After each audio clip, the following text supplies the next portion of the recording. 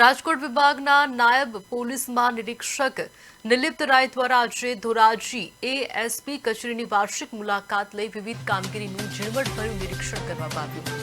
ડીઆઈજીપી નિલિપ્ત રાય ધોરાજી સબ division કચેરી ખાતે પહોંચ્યા હતા। કચેરીના વહીવટીય કામકાજ, ગુનાઓના રેકોર્ડ અને કાયદો વ્યવસ્થાને લગતી કામગીરીની વિસ્તૃત સમીક્ષા કરી હતી।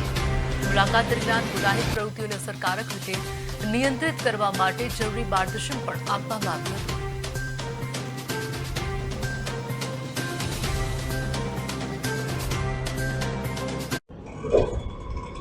આજરોજ તારીખ 28 જુલાઈ 2026 રોજ માનનીય નાયબ પોલીસ મહાનિરીક્ષક શ્રી રાજકોટ વિભાગ દ્વારા ધોરાજી એએસપી કચેરીની મુલાકાત લેવામાં આવી, તેમજ સાહેબ દ્વારા ધોરાજી એએસપી કચેરીનું નિરીક્ષણ પણ કરવામાં આવ્યું।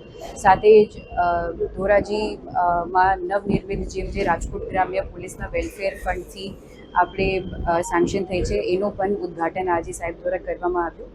તેમજ સાહેબ દર ક્રાઇમના રેકોર્ડ્સ પણ અહીંયા એની ચકાસણી કરશે, બધા આગેવાનોની વાતોના સાથે પણ વાર્તાલાપ કરશે અને બધાની રજૂઆતો પણ સાંભળશે।